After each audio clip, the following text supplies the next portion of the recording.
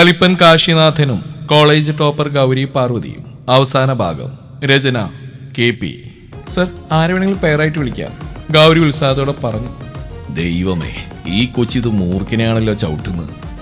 ഏതോ ഒരു മതാമ ഇതുപോലെ ഫെയർവെല്ലിന് ഡാൻസ് കളിക്കാൻ കയറി കൈ പിടിച്ചെന്നും പറഞ്ഞ് അതിന്റെ കരണടിച്ച് പൊട്ടിച്ചവനായതെന്ന് ആരെങ്കിലും ഈ കൊച്ചിനൊന്ന് പറഞ്ഞ് മനസ്സിലാക്കൂ. അളിയാ, ഇത് കൈവിട്ട കളിയാവേ. ആ ചെക്കനെ പിടിച്ചു മാറ്റ്, ഇല്ലെങ്കിൽ ആ കൊച്ചിന്റെ സുന്ദരമായ മുഖം ഇവൻ വൃത്തികേടാക്കും. ഏറെ ദൈന്യതയോടെ രാജശേഖരന്റെ ചെവിയിൽ ശങ്കരൻ പറഞ്ഞു. മിണ്ടാതിരിയടാ, ഞാനിതൊന്ന് കണ്ടോട്ടെ. രാജശേഖരൻ മുഷിച്ചിലോടെ പറഞ്ഞു. എന്ത് കണ്ടോട്ടേന്ന്? ഞാൻ പറയാനുള്ളത് പറഞ്ഞു, ഇനി എന്താന്ന് വെച്ചാ കാണിക്ക്. ശങ്കരൻ ചുണ്ടുകൊട്ടിക്കൊണ്ട് മുഖം തിരിച്ചു. ഇതൊന്നും ശരിയാവില്ല. ഒരു സെന്റർ ഓഫ് ഗോസിപ്പ് എനിക്ക് താല്പര്യമില്ല. ശാന്തമെങ്കിലും മുറിയതായിരുന്നു കാശിയുടെ സ്വരം. ഒരു പ്രശ്നമില്ല sir, just take it as fun. ഇത് ഇവിടെ കൊണ്ട് തീരും. നാളെ ഇതിന്റെ പേരിൽ ഒരു ഇഷ്യൂസ് ഉണ്ടാവില്ല. ആരും ക്യാമറ ഓണാക്കി ഫോട്ടോയും വീഡിയോയും ഒന്നും എടുക്കുകയില്ല, അല്ലേ ഗൈസ്? ആൾ കുട്ടികളോടായി ചോദിച്ചു. എല്ലാവരും ഒരേ സ്ഥലത്തിൽ യെസ് പറഞ്ഞു. കാശിക്ക് വേറെ മാർഗമില്ലെന്നായി. എങ്കിൽ പിന്നെ നിങ്ങളുടെ ആഗ്രഹം പോലെ നടക്കട്ടെ. എനിക്ക് പേരായിട്ട് ആരെ വേണമെങ്കിലും ചൂസ് ചെയ്യാലോ, അല്ലേ? ഐഷുവ? കാശി മനസ്സിൽ പലതും കണക്കൂട്ടിയോണ്ട് ചോദിച്ചു. Of course sir. ശ്രേയയുടെ പേര് പറയുമെന്ന ഉറപ്പിൽ ഗൗരി പറഞ്ഞു. ഓക്കെ, എങ്കിൽ ഞാൻ പേരായിട്ട് ചൂസ് ചെയ്യുന്നത് ഗൗരി പാർവതിയാണ്. കമോൺ. കാശി പറഞ്ഞതും എല്ലാവരുടെയും കണ്ണുകൾ മിഴിഞ്ഞു. പക്ഷേ രാജശേഖരന്റെ ചുണ്ടിൽ മനോഹരമായൊരു പുഞ്ചിരി വിരിഞ്ഞിരുന്നു. ഗൗരിക്ക് തന്റെ കാതുകൾ വിശ്വസിക്കാനായില്ല. ഈശ്വര, ഇങ്ങേരിത് എന്ത് വായിച്ച? ഇങ്ങനെ കൊടുക്കാൻ വല വിരിച്ചിട്ട് ഞാൻ തന്നെ അതിൽ പോയി ചാടിയല്ലോ.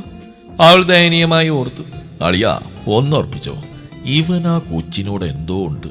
അവന്റെ മാറ്റം നോക്കണേ. ഈ കൊച്ചും കൊള്ളാം, ഈ അസത്തിന് ചേരും. ശങ്കരൻ പറഞ്ഞു കേൾക്കെ രാജശേഖരൻ അതേ മട്ടിൽ തലയാട്ടി.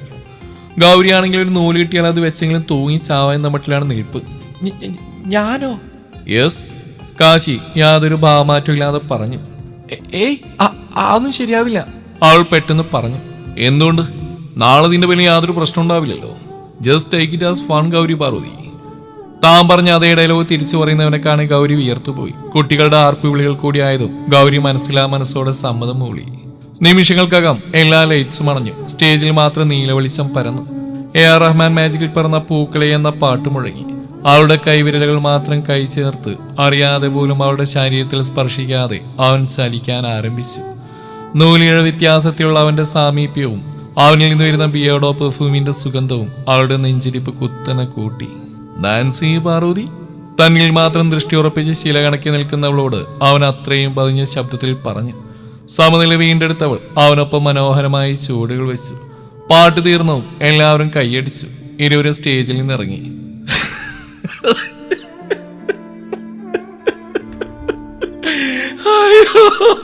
എനിക്ക് ചിരിക്കാൻ വയ്യ.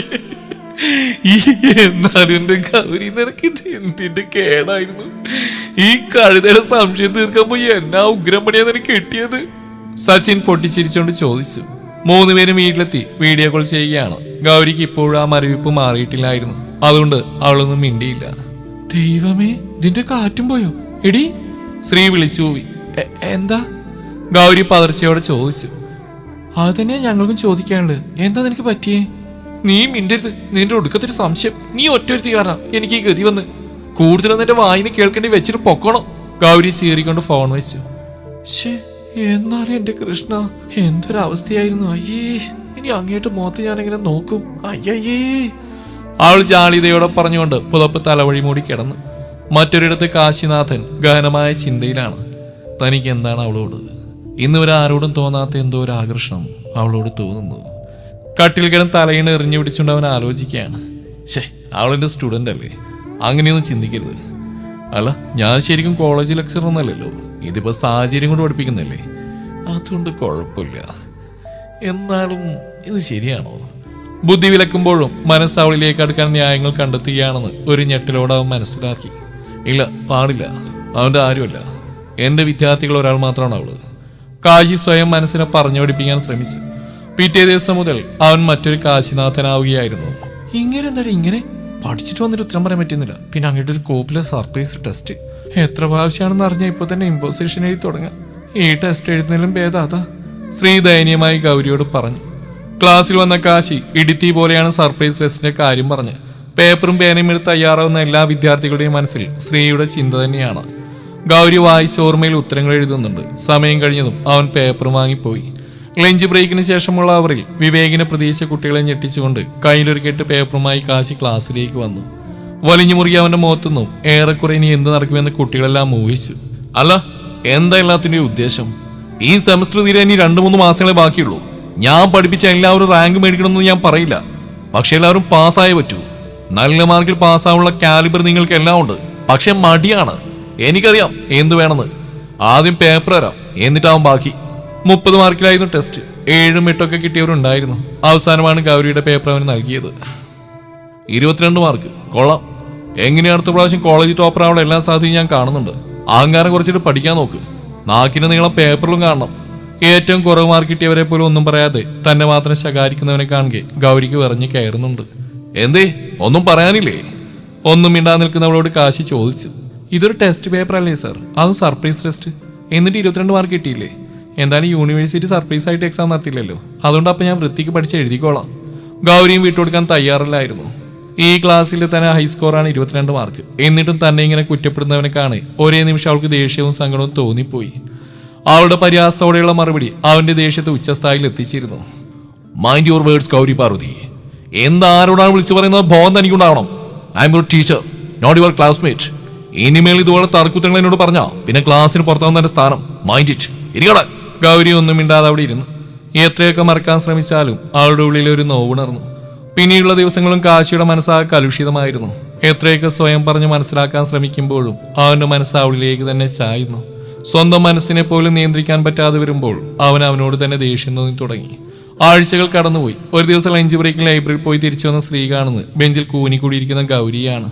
ഇവൾക്ക് ഇതെന്തു പറ്റി? ഞാൻ പോകുന്നൊരു യാതൊരു കുഴപ്പമില്ലായിരുന്നല്ലോ. അവൾ ഓർത്തുകൊണ്ട് ഗൗരിക്കടുത്തേക്ക് നിന്നു. എന്താടി, എന്തു പറ്റി? വയ്യ നിനക്ക്?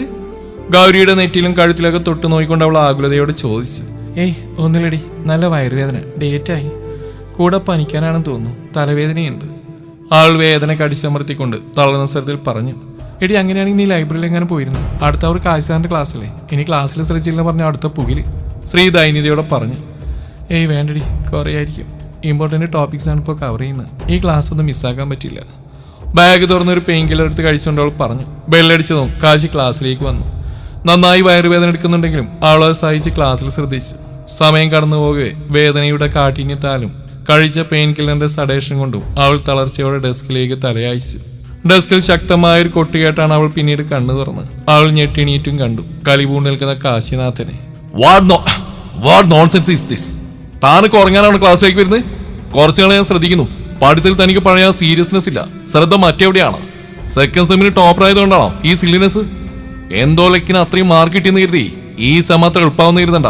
കോളേജിൽ വന്ന പഠനത്തിന് ഇമ്പോർട്ടൻസ് കൊടുക്കണം. അല്ലാതെ നാവിന് നീളുണ്ടായിട്ടോ തർക്കുത്തരം പറഞ്ഞിട്ടോ കാര്യമില്ല. തനിക്കൊക്കെ അഹങ്കാരം തലക്ക് പിടിച്ചിരിക്കുക. താൻ കാരണം ഇപ്പോൾ തന്നെ എത്ര പേരുടെ സമയം വേസ്റ്റ് ആയി നോക്ക്. യൂസ്ലെസ്. പിന്നെ അവൻ എന്തോ പറയാനൊരുങ്ങിയ സ്ത്രീഡിൽ കയറി. സർ, ഗൗരി പെട്ടെന്ന് വേണ്ടെന്ന് മട്ടിൽ തലയാട്ടിക്കൊണ്ട് അവളെ വിലക്കി. എന്തുകൊണ്ടോ ആരുടെയും മുന്നിൽ പതറാത്ത ഗൗരിയുടെ മിഴികൾ സജലങ്ങളായി. നിറഞ്ഞു ചുവന്ന കണ്ണുകളോട് ഗൗരി കാശിയെ നോക്കി. ആ നോട്ടം അവന്റെ ചങ്കിൽ തന്നെ കൊണ്ടു. അവന്റെ നെഞ്ചൊന്ന് പിടഞ്ഞെങ്കിലും സ്വന്തം മനസ്സിനെ ജയിക്കാൻ അവൻ വീണ്ടും തുടർന്നു. തന്റെ ഡ്രാമയൊന്നും എനിക്ക് കാണണ്ട. എന്റെ ക്ലാസ്സിൽ ശ്രദ്ധിച്ചിരിക്കാൻ പറ്റില്ലെങ്കിൽ ജസ്റ്റ് ഗെറ്റ് ഔട്ട്. പക്ഷെ ഗൗരിയുടെ അടുത്ത് നീക്കി എല്ലാവരും ഞെട്ടിച്ചിരുന്നു. അവൾ തന്റെ പുസ്തകം എടുത്ത് ക്ലാസ്സിൽ നിന്നും പോവാനൊരുങ്ങി. ഗൗരി പാർവതി, ഇപ്പൊ ഇറങ്ങിപ്പോയാൽ പിന്നെ ഒരിക്കലും എന്റെ ക്ലാസ്സിൽ തനിക്ക് സ്ഥാനം ഉണ്ടാവില്ല. അവളുടെ ഭാഗത്തുനിന്ന് അങ്ങനെ നീക്കം പ്രതീക്ഷിക്കാതിരുന്ന കാശി കടുത്ത സ്വരത്തിൽ പറഞ്ഞു. താല്പര്യമില്ല സർ. ഇന്നുവരെ ഞാൻ സാറിന്റെ ക്ലാസ്സിൽ കിടന്നുറങ്ങിയിട്ടുണ്ടോ? ശ്രദ്ധിക്കാതിരുന്നിട്ടുണ്ടോ? ഞാൻ കിടന്നിട്ടുണ്ടെങ്കിൽ അതിന് തക്കതായ കാരണമുണ്ട്. മുന്നിലിരിക്കുന്ന വിദ്യാർത്ഥികളുടെ മനസ്സറിയാൻ സാധിക്കാത്ത, അതിന് ശ്രമിക്കാത്ത സാറിന് അതൊന്നും ബോധിപ്പിക്കേണ്ട ആവശ്യം എനിക്കില്ല. ആത്മാഭിമാനം പണം വെച്ച് എനിക്ക് ക്ലാസ്സിലേക്കുണ്ട്. ഇനി ആരുടെയും സമയം കളയാൻ ഞാനിവിടെ നിൽക്കുന്നില്ല. ഇടറിയതെങ്കിലും അവളുടെ വാക്കുകൾ മൂർച്ചയേറിയതായിരുന്നു. ഗൗരിയെ താൻ തെറ്റിദ്ധരിച്ചെന്ന സംശയത്തിൽ മനസ്സ് ഉയർന്നുണ്ടെങ്കിലും അവനൊന്നും സംഭവിക്കാത്ത പോലെ വീണ്ടും ക്ലാസ് എടുത്തു. ക്ലാസ് കഴിഞ്ഞ് വീട്ടിലേക്ക് എത്തിയ ഗൗരി തലയിണയിലേക്ക് മുഖം അമർത്തി പൊട്ടിക്കരഞ്ഞുപോയി. ആ മനസ്സിൽ ഇത്രയും വെറുപ്പ് തോന്നാൻ ഞാൻ എന്ത് ചെയ്തു? അന്യനായ ഒരാൾ തന്നെ മനസ്സിങ്ങനെ തോന്നിയത് ആദ്യമായിട്ടാണ്. എന്താ ഇതിൻ്റെ അർത്ഥം? അന്നാ ഡാൻസിന് ശേഷം ഇന്നുവരെ ആരോടും തോന്നാത്തൊരാകർഷണം തനിക്ക് സാറിനോട് തോന്നി തുടങ്ങിയിരുന്നു. സാറിൻ്റെ വാക്കുകൾ കൊണ്ട് എന്തിനാണ് തൻ്റെ ഉള്ളിൽ ഇങ്ങനെ വിങ്ങുന്നത്? ഗൗരിയുടെ മനസ്സിങ്ങനെ പലവിധ ചോദ്യങ്ങളാൽ സങ്കീർണമായിരുന്നു. കാശിയുടെ അവസ്ഥയും മറിച്ചിലായിരുന്നു. ഒരിക്കലും വേണമെന്ന് വെച്ചോ അവളോടുള്ള ദേഷ്യത്തിലോ പറഞ്ഞില്ല അതൊന്നും. എൻ്റെ ക്ലാസ്സിൽ ഏറ്റവും നന്നായി ശ്രദ്ധിച്ചിരുന്നുള്ളൂ ഇന്ന് കിടന്നുറങ്ങുന്നുണ്ടപ്പോൾ കൈവിട്ടു പോയതാ. വേണ്ടിയിരുന്നില്ല. ആൾക്ക് എന്തു പറ്റിയെന്ന് താൻ ചോദിക്കണമായിരുന്നു.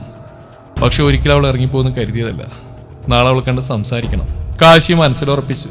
പിറ്റേന്ന് കാശി ക്ലാസ്സിലേക്കാണ് ഒരുങ്ങിയതും ഗൗരി പുറത്തേക്ക് ഇറങ്ങിയത് ഒരുമിച്ചാണ്. എങ്ങോട്ടാ? ക്ലാസ്സിൽ കയറ്. ഞാൻ കാരണം ആരുടെയും ഭാവി നശിക്കാൻ ഞാൻ സമ്മതിക്കില്ല. കാശി ഗൗരിയെ വിലക്കിക്കൊണ്ട് പറഞ്ഞു. എന്റെ ഭാവിയെ കുറിച്ച് ഓർത്ത് സാറ് വേവലാതിപ്പെടണ്ട, എനിക്കൊരു വാക്കേ ഉള്ളൂ. അവളും എന്റെ മറുപടിക്ക് ചെവിയെടുക്കാതെ അവിടെ നിന്നും പോയി. ഗൗരി വരാതിരുന്ന ദിവസത്തെ അതേ പ്രതീതിയായിരുന്നു കാശിക്ക്. പഠിപ്പിക്കാൻ ഉത്സാഹമില്ലാത്ത പോലെ. പക്ഷെ ഒരു അധ്യാപകൻ എന്ന നിലയിൽ ബാക്കി കുട്ടികളോട് നീതി പുലർത്തി അവൻ ക്ലാസ് എടുത്തു. ക്ലാസ് കഴിഞ്ഞ് പോവാൻ നേരം കോളേജ് ടൈം കഴിയുന്നതിന് മുന്നേ ശ്രീയോട് സ്റ്റാഫ് റൂമിലേക്ക് വരാൻ കാശി ആവശ്യപ്പെട്ടു. ശ്രീലക്ഷ്മി, എന്താണെന്നാൽ ഗൗരിക്ക് പറ്റിയത്? വായി തോന്നിയാൽ അവൾ വിളിച്ചു പറഞ്ഞിട്ട് അങ്ങനെ കാരണറിയാൻ വിളിച്ചേക്കുന്നു. ശ്രീയുടെ നാഗ് ചൊറിഞ്ഞു വന്നു. അവൾ നടന്നെല്ലാം പറഞ്ഞതും കാശിയുടെ മനസ്സ് കുറ്റബോധത്താൽ വിങ്ങി. പൊക്കോളൂ ശ്രീലക്ഷ്മി. അവളുടെ മുഖത്തേക്ക് നോക്കാതെ അവൻ പറഞ്ഞു. അവനേറെ അസ്വസ്ഥതയോടെ വീട്ടിലേക്ക് പോയി. എന്നാലും മോശമായിപ്പോയി. ആ അവസ്ഥയിൽ ഞാൻ അങ്ങനെയൊന്നും പറയാൻ പാടില്ലായിരുന്നു. അവൻ സ്വയം കുറ്റപ്പെടുത്തി.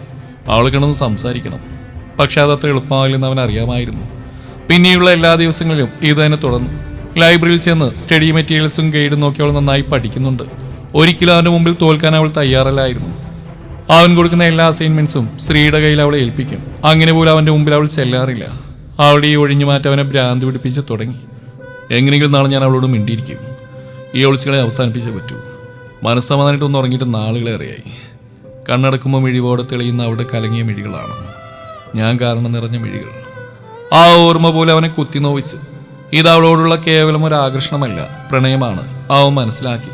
പെട്ടെന്നാണ് ഡോർ നോക്ക് ചെയ്യുന്ന ശബ്ദം കേട്ടത്. തിരിഞ്ഞു നോക്കിയതും കണ്ടു വാതിൽക്കൽ നിൽക്കുന്ന ശങ്കരനെ. നീ തിരക്കിലാണോ? അല്ല. നിനക്ക് എന്താണ് പറ്റിയത്? പഴയതുപോലെ ഉത്സാഹമില്ലല്ലോ. കുറച്ചായി ഞാൻ ശ്രദ്ധിക്കുന്നു. പല പ്രണയ നൈരാശ്യമാണോടാ. തന്നോട് ഇന്നും കട്ടയ്ക്ക് പിടിച്ചു നിൽക്കാറുള്ളവന്റെ മാറ്റം കണ്ട് ഒന്ന് ചൊടിപ്പിക്കാനെന്ന വണ്ണം അവന്റെ അരികിലായിരുന്നുകൊണ്ട് ശങ്കരൻ ചോദിച്ചു. ശങ്കരമാവേ, അത് തന്റെ ഭാരം ഇറക്കി വെക്കാൻ ഒരു ആശ്രയം കിട്ടിയപ്പോൾ ശങ്കരന്റെ തോളിലേക്ക് ചാഞ്ഞുകൊണ്ട് അവൻ പറഞ്ഞു തുടങ്ങി. ഇവൻ വല്ലയിടത്തും തലയിടിച്ചു വീണോ? അതോ എന്റെ ചെവി അടിച്ചു പോയതാണോ? ശങ്കരൻ മാമി തന്നെയല്ലേ ഇപ്പം വിളിച്ചത്? കുഞ്ഞുനാൾ എപ്പോഴാ വിളിച്ചതാവൻ? ബുദ്ധി ഉറച്ച കാലം മുതൽ ശങ്കരാന്ന് മാത്രമേ വിളിച്ചിട്ടുള്ളൂ. ഇവൻ എന്തോ കാര്യമായി പറ്റിയ ലക്ഷണമുണ്ട്. ശങ്കരൻ പകപ്പ് വിട്ടു മാറാതെ മനസ്സിൽ പറഞ്ഞു. എന്താടാ നീ കാര്യം പറ. കാശിനാഥന് പ്രണയമായിരുന്നു ഗൗരി പാർവതിയോട്. പക്ഷെ അത് തിരിച്ചറിഞ്ഞപ്പോഴേക്കും അവൾ എന്നിൽ നിന്ന് ഒത്തിരി അകന്നു. എങ്ങോട്ടോ ദൃഷ്ടി പതിപ്പിച്ച നിസ്സംഗതയോടെ പറയുന്നവനെ കാണുകെ ശങ്കരന് തന്റെ കാതുകളെ വിശ്വസിക്കാനായില്ല. എന്താടാ സംഭവിച്ചത്? നീ തെളിച്ചു പറ. കാശി സംഭവിച്ചെല്ലാം വിശദമായി പറഞ്ഞു. മിടുക്കി, നിനക്ക് അങ്ങനെ തന്നെ വേണം. ശങ്കരന്റെ പറച്ചിൽ കേട്ടതും അവനെ അയാളൊന്ന് കൂർപ്പിച്ച് നോക്കി. വേണ്ട വേണ്ട, നീ എന്നെ കണ്ണൂരിട്ടി പേടിപ്പിക്കൊന്നും വേണ്ട. സ്വന്തം മനസ്സിലുള്ള മറക്കാൻ വേണ്ടി വായിൽ വന്നല്ല ആ കൊച്ചിനെ വിളിച്ചു പറഞ്ഞിട്ട് അവൾ അകന്നുപോയി പോലും. ശങ്കരൻ കാശിയെ നിഷ്കരണം പുച്ഛിച്ചു തള്ളി. പറ്റിപ്പോയി. കാശി തലവിണിച്ചുകൊണ്ട് പറഞ്ഞു. സാറില്ല, അവള് പോട്ടടാ. ഈ ലോകത്ത് വേറെ പെൺപിള്ളേരില്ലാത്ത പോലെ നിനക്ക് ഇതിലും നല്ല 100 പെൺപിള്ളേരെ കിട്ടും. ഗൗരി കാശിയിൽ എത്രമാത്രം വേരൂന്നിട്ടുണ്ടെന്ന് അറിയാൻ വേണ്ടി ശങ്കരൻ മനഃപൂർവ്വം പറഞ്ഞു. നടക്കില്ല, എനിക്ക് വേണ്ട ഗൗരി പാർവതിയാ, അവളെ മാത്രം. എന്ത് വില കൊടുത്തും അവളെ ഞാൻ സ്വന്തമാക്കും. അവൻ ബെഡിൽ നിന്ന് ചാടിയണീറ്റ് ഉറച്ച സ്വരത്തിൽ പറഞ്ഞു. എന്താടാ ചക്ക, അസ്ഥിക്ക് പിടിച്ച മട്ടുണ്ടല്ലോ. എനിക്ക് ഒന്നേ പറയാനുള്ളൂ, ഇനി എടുത്തിയാടി ഒന്നും ചെയ്യരുത്. അടിപിടി പോലെ എളുപ്പല്ലേ ഇത്. ഒരു പെണ്ണിന്റെ മനസ്സറിയാനും സ്വന്താക്കാനും കുറച്ച് പാടുവിടും. പ്രത്യേകിച്ച് അവളെപ്പോലെ ഒരു പെണ്ണിന്റെ. ഒന്ന് ഞാൻ പറയാം, അവൾക്ക് നിന്നെ മര്യാദ പഠിപ്പിക്കാൻ പറ്റൂ. കാശിയുടെ തോൾ തട്ടി ചിരിയോടെ പറഞ്ഞുകൊണ്ട് അയാൾ അവിടുന്ന് പോയി. പിറ്റേന്ന് കാശിയുടെ അവരിൽ ഗൗരി പുറത്തേക്ക് പോകുന്നതിന് മുന്നേ അവൻ വന്നിരുന്നു. പോവാൻ വരട്ടെ, ഇന്നൊരു ക്ലാസ് ടെസ്റ്റ് ഉണ്ട്, മര്യാദക്ക് അറ്റൻഡ് ചെയ്യും. ഇന്റേണൽ മാർക്സുള്ള. ഗൗരിയെ പുറത്തേക്ക് കിടക്കാൻ അനുവദിക്കാവൻ പറഞ്ഞു. അവൾ കൈകളുടെ ടെക്സ്റ്റ് ബുക്ക് കാശിയുടെ ചേർന്നെടുത്ത് അയാളുടെ ഡെസ്കിലേക്ക് വെച്ചുകൊണ്ട് തന്റെ സീറ്റിലേക്ക് പോകാൻ ഒരുങ്ങി. എന്തിനാ ഇത് ഇവിടെ വെക്കുന്നത്? അവൻ നെറ്റി വിളിച്ചുകൊണ്ട് ചോദിച്ചു. ലെക്കിന് മാർക്ക് കിട്ടുന്നതാണെങ്കിലും ക്ലാസ്സിലിരിക്കാത്തതുകൊണ്ട് ഇനി കോപ്പി അടിച്ച് മാർക്ക് മേടിച്ചെന്ന പഴിയോടി കേൾക്കാൻ എനിക്ക് താല്പര്യമില്ല. ഗൗരി തിരിച്ചടിച്ചു. ഇത് ശങ്കരൻ പറഞ്ഞ പോലെ ഞാൻ കുറച്ച് വെള്ളം കുടിക്കും. അവളുടെ പറച്ചിൽ കേൾക്കാൻ അവൻ ഓർത്തു. അന്ന് ദിവസവും മാറ്റമില്ലാതെ കടന്നുപോയി. 2 ദിവസങ്ങൾക്ക് ശേഷം കാശിയും വിവേകും പരസ്പരം അവേഴ്സ് എക്സ്ചേഞ്ച് ചെയ്തു. കാശിയുടെ അവരിൽ പതിവ് പോലെ ലൈബ്രറിയിൽ നിന്ന് ഗൗരി നോട്ട് പ്രിപ്പയർ ചെയ്യുമ്പോഴാണ് എതിർവശത്തായി എന്തോ ഒരാളെനിക്കും തോന്നി അവൾ മുന്നിലേക്ക് നോക്കുന്നത്. അതാ അവൾക്ക് നേരെ എതിർവശത്തായിരിക്കുന്നു കാശിനാഥൻ. ചാർട്ട് വരയ്ക്കലും റെക്കോർഡ് എഴുത്തും മറ്റുമായി ബാക്കി എല്ലാ സീറ്റും ഫീൽഡാണ്. അവൾക്ക് ദേഷ്യം തോന്നി. മുന്നിലിരിക്കുന്നവളിൽ മാത്രം ദൃഷ്ടി ഉറപ്പിച്ചിരിക്കുകയാണ് അവൻ. അവൾ അവനെ കാണാത്ത മട്ടിലിരുന്നു. മുന്നിലിരിക്കുന്ന അധ്യാപകനോട് കുറച്ചൊക്കെ ബഹുമാനാവാൻ പാർവതി, അവൻ കുറുമ്പോടെ പറഞ്ഞു. ഏറെ നാളുകൾക്ക് ശേഷമുള്ള അവന്റെ പാർവതി എന്ന വിളിയിൽ അവളുടെ മനം ഒരുപോലെ സന്തോഷിക്കുകയും സങ്കടപ്പെടുകയും ചെയ്തു. അവൾ അവനെ കണ്ണുകൾ ഉയർത്തി കൂർപ്പിച്ച് നോക്കി. ഇവളെന്റെ ഉയിരെടുക്കും. കറുപ്പിച്ചെഴുതിയ അവളുടെ മിഴികളിൽ നോട്ടമീത് അവൻ നെഞ്ച് തടവിക്കൊണ്ട് ഓർത്തു. ബഹുമാനമൊന്നും ചോദിച്ചു മേടിക്കേണ്ടല്ല, അറിഞ്ഞു തരേണ്ടതാ. ദേഷ്യത്തോടെയാണെങ്കിൽ അവൾ മറുപടി അറിഞ്ഞാൽ അവന് സന്തോഷം തോന്നി. എടോ, താൻ ഇനി മുതൽ ക്ലാസ്സിൽ വരണം. അന്ന് ഞാൻ ഒട്ടും ഓക്കെ അല്ലായിരുന്നു, മൊത്തത്തിൽ ഫ്രസ്ട്രേറ്റഡ് ആയിരുന്നു. അവനെങ്ങനെയൊക്കെ പറഞ്ഞൊപ്പിച്ചു. സാറിന്റെ ഫ്രസ്ട്രേഷൻ എൻ്റെ മേലാണ് തീർക്കേണ്ടത്. മറുപടി പറയണം സാർ. ഗൗരിയുടെ ആ ചോദ്യത്തിന് മുമ്പിൽ അവൻ ഉത്തരവില്ലായിരുന്നു. എന്തു പറയും താൻ ഇവളോട്? പഴയതുപോലെ സംസാരിക്കാത്ത ഇവളോട് തനിക്ക് പ്രണയമാണെന്ന് പറയാൻ നോക്കുമോ? സാറിന് തക്കതായൊരു മറുപടി ഇല്ലാത്ത സ്ഥിതിക്ക് എനിക്കൊന്നും കൂടുതൽ സംസാരിക്കാനില്ല. അവളവിടെ നിന്നും പോയി. മാസങ്ങൾ ശരവേഗത്തിൽ കടന്നുപോയി. ഗൗരി പാർവതിയുടെ വാശി തന്നെ ജയിച്ചു. അവൾ പ്രസന്റേഷനും മറ്റും മാത്രമായി ക്ലാസ്സിലേക്ക് വരും. 3rd സെം എക്സാമും കഴിഞ്ഞു. 4th സെം പകുതിയായി. ഇനി പ്രൊജക്റ്റും പ്രസന്റേഷനും വൈവയും ഒക്കെയാണ് ബാക്കി. അവളുടെ നോർമൽ ക്ലാസ്സുകളെല്ലാം തീരാറായി. അങ്ങനെ ഒരു ദിവസം വരാന്തയിൽ നിൽക്കുകയായിരുന്നു ഗൗരിയും സച്ചിയും. എടി, ഇനി എന്നാൾ വരുന്നു? ആര്? ശ്രീ. ആ, ഈ ചെകുത്താനോട് ഞാൻ ഇന്നലെ മുതൽ എത്ര പ്രാവശ്യം പറയുന്ന. അവൾ അമ്മ വീട്ടിൽ പോയതാ. ഇനി മറ്റന്നാൾ, അതായത് ഫെയർവെല്ലിൻ്റെ അന്നേ വരുള്ളൂ. നിന്റെ മരത്തലേക്ക് എന്താ ഇത് കയറാത്ത്? അല്ലേ തന്നെ നീ എന്തിനാ അവളിങ്ങനെ അന്വേഷിക്കുന്നത്? തല്ലുടാതിന്റെ സമാധാനമല്ലേ അല്ലേ? മറ്റന്നാളും കൂടി കഴിഞ്ഞാൽ എന്ത് ചെയ്യും? ഗൗരി പുരികം പൊക്കിയും താഴ്ത്തിയും കൊണ്ട് ചോദിച്ചു. അത് കേൾക്കെ പെട്ടെന്നാണ് അവന്റെ മുഖം മങ്ങിയത്. എടാ, ഞാൻ കാര്യം ചോദിക്കട്ടെ, do you love her? Gauri ഗൗരവത്തോടെ ചോദിച്ചു. ഗൗരി അത് സജി തപ്പിപ്പെറുക്കി. Say yes or no? Gauri വിടാൻ ഭാഗമില്ലാത്ത പോലെ ചോദിച്ചു. Yes, I love her, Sachi പറഞ്ഞു. അങ്ങനെ വരട്ടെ. 2 ദിവസമായി മുട്ടക്കച്ചവടത്തിന് നഷ്ടം വന്ന പോലെയുള്ള നിന്റെ ഇരിപ്പ് കണ്ടപ്പോഴേ ഞാൻ ഊഹിച്ചതാ. അവനൊന്ന് വിളിച്ചു കാട്ടി. എന്ന് തുടങ്ങി? കുറച്ചായി, അവൻ പരിങ്ങളോടെ പറഞ്ഞു. പിന്നെന്താ പറയാത്തെ? എടി, അത് പേടിച്ചിട്ടാ. അവൾ എന്നെ അതുപോലൊന്നും കണ്ടിട്ടില്ലെങ്കിലോ? ഈ ഫ്രണ്ട്ഷിപ്പ് വേണ്ടെന്ന് വെച്ചാലോ? സച്ചി ദയനീയമായി ചോദിച്ചു. എടാ പൊട്ട, അത് പറഞ്ഞാലേ അറിയൂ. എൻ്റെ ഒരു ഇത് വെച്ച് അവൾക്ക് നിന്നെ ഇഷ്ടമാണ്. വേറെ പെൺകുട്ടികളിൽ നീ അടുക്കുമ്പോൾ അവളുടെ മുഖം മാറുന്ന ഞാൻ ശ്രദ്ധിച്ചിട്ടുണ്ട്. കൂടാതെ ഇപ്പോൾ വിളിക്കുമ്പോൾ കൂടുതൽ നിന്നെ പറ്റിയാ ചോദിക്കാറ്. അവൾ വരുന്ന അന്ന് തന്നെ നീ പറയണം, കേട്ടല്ലോ? അത് കേട്ടതും സച്ചിയുടെ മുഖം പൂനിലാവ് പോലെ തിളങ്ങി. ഇന്നാണ് ഫെയർവെല്ല്. ഗൗരി എത്തിയതും കണ്ടു. നേരത്തെ തന്നെ ഹാജർ വെച്ചിരിക്കുന്ന സച്ചിയെ. ചെക്ക, നീ പേടിക്കാതിരിയടാ. തെക്കോട്ടും വടക്കോട്ടും ഇല്ലാത്തുന്നവനെ കാണുകെ ഗൗരി പറഞ്ഞു. എനിക്കെന്ത് പേടി അല്ലേ? നെറ്റിയിലെ വിയർപ്പൊടിച്ചുണ്ടാവും പറഞ്ഞു. അവൾ ചിരിയോടെ തലയാട്ടിക്കൊണ്ട് മുന്നോട്ട് നോക്കിയതും കണ്ടു വരാന്തയിലൂടെ നടന്നു വരുന്ന സ്ത്രീയെ. ഗൗരിയും ശ്രീയും സാരിയിലാണ്. ഗൗരി ധരിച്ചിരിക്കുന്ന മറൂൺ സാരിയിൽ അവളുടെ അഴകേറിയതുപോലെ കാശിക്ക് തോന്നി. ഇന്നെങ്ങനെയും എന്റെ പ്രണയങ്ങളോട് പറഞ്ഞേ പറ്റൂ, കാശി മനസ്സിലുറപ്പിച്ചു. പഴയതുപോലെ അവസാനമായി ക്യാൻറ്റീനിലിരിക്കുകയാണ് 3 പേരും. ഞാനിപ്പോ വരാം, ഒരു ബുക്ക് ലൈബ്രറി തിരിച്ചു കൊടുക്കാനുണ്ട്. സച്ചിയോട് പറയാൻ കണ്ണ് കാണിച്ചുകൊണ്ട് ഗൗരി ലൈബ്രറിയിലേക്ക് നടന്നു. സ്ത്രീ ആകെ അസ്വസ്ഥയായിരുന്നു. വെറുതെ അവളുടെ കണ്ണ് നിറഞ്ഞൊഴുകി. എന്താടി നീ എന്തിനാ കരയുന്നത്? സജി വേവലാതിയോട് ചോദിച്ചു. ഏയ് ഒന്നുമില്ല, ഇടറിയ സ്വരത്തിൽ പറഞ്ഞവൾ. എടീ, എനിക്കൊരു കാര്യം പറയാനുണ്ട്. അവൻ ധൈര്യം സംഭരിച്ചുകൊണ്ട് പറയാൻ തുടങ്ങി. എന്താടാ? എനിക്ക് നിന്നെ ഇഷ്ടമാണ്. ഇഷ്ടം എന്ന് പറഞ്ഞാൽ ഈ കല്യാണം കഴിച്ച് ഒരുമിച്ച് ജീവിക്കാനുള്ള ഇഷ്ടം. ഉടനെയൊന്നും കല്യാണം വേണ്ട, നമുക്ക് ജോലിക്കായിട്ട് സെറ്റിലായിട്ട് മതി.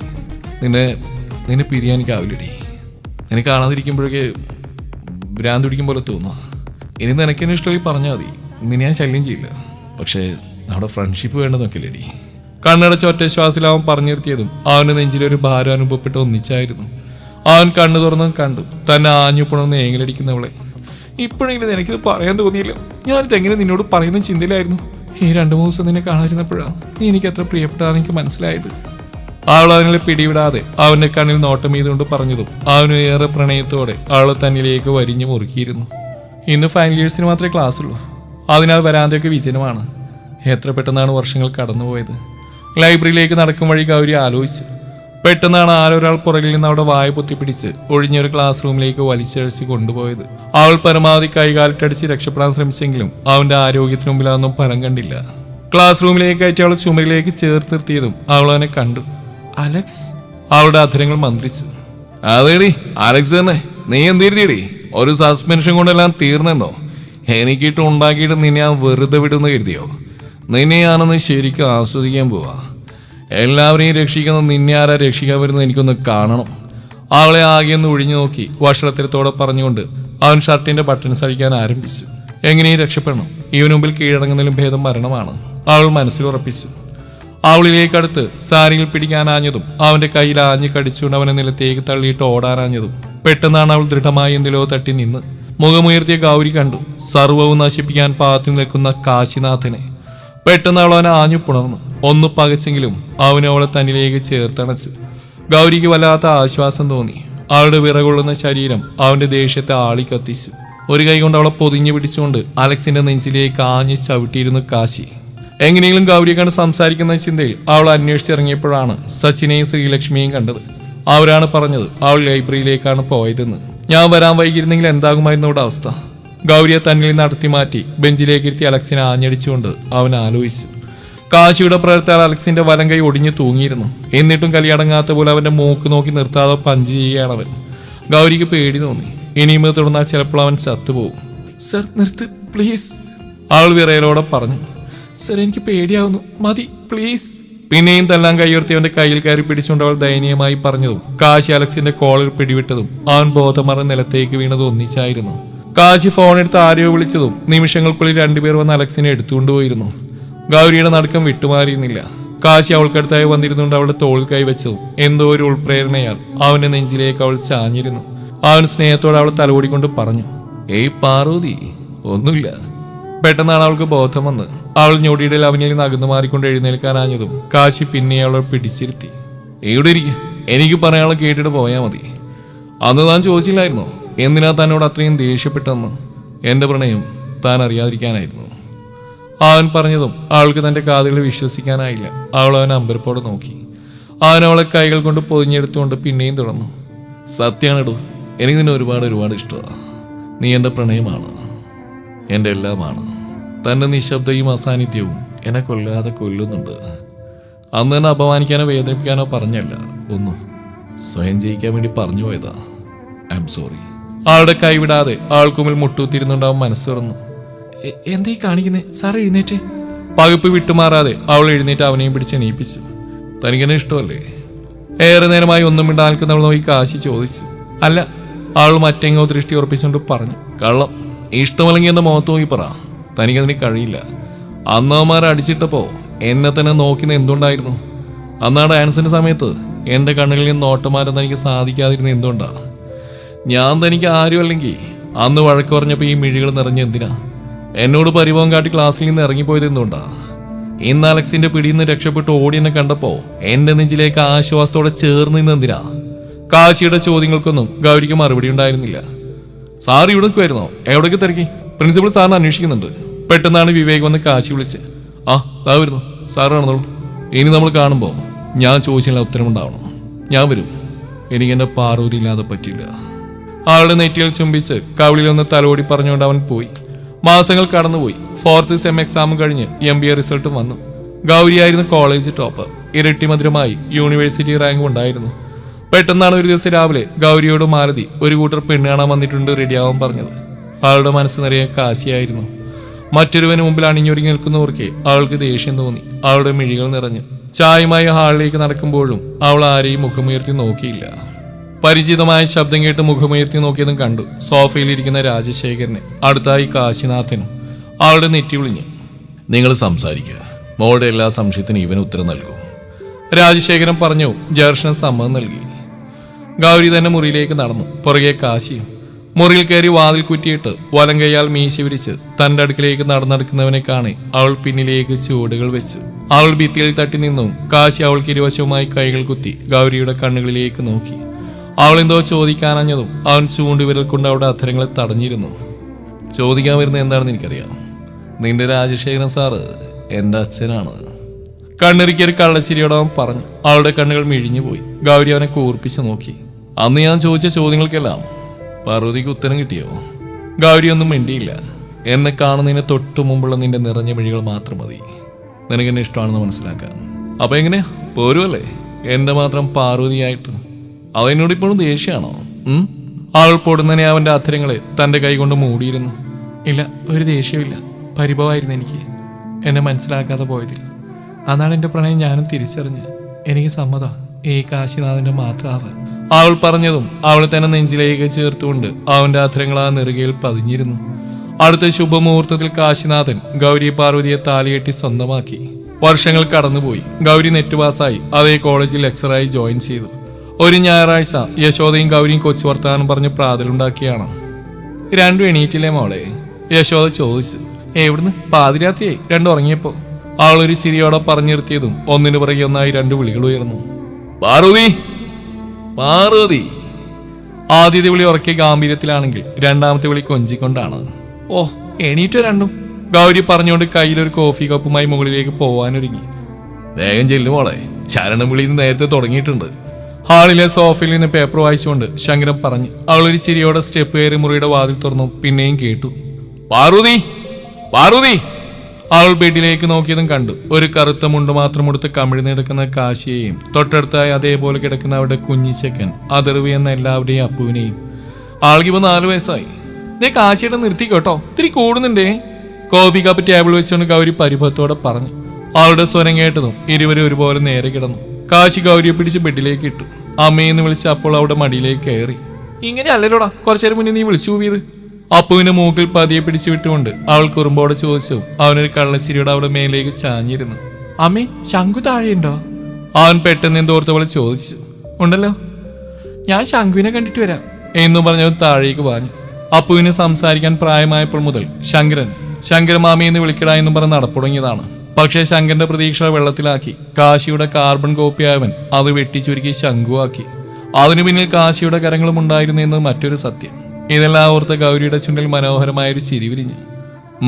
എന്താണ് പാർവതി ഒരു ചിരിയൊക്കെ? അവൾ തന്നിലേക്ക് ചേർത്തുകൊണ്ടാൻ ചോദിച്ചു. ഒന്നുമില്ല, ഈ മുരടനെ പറ്റിയൊന്ന് ചിന്തിച്ചു പോയതാണേ. അവന്റെ മീശയിൽ പിടിച്ച് വലിച്ചുകൊണ്ട് അവൾ കളിയോടെ പറഞ്ഞു. അവനവളുടെ കവിളിൽ അമർത്തി കടിച്ചിരുന്നു. ഇനി അവർ സന്തോഷമായി ജീവിക്കട്ടെ. നിങ്ങളുടെ അഭിപ്രായങ്ങൾ കമന്റുകളായിട്ട് രേഖപ്പെടുത്തുക. Thank you.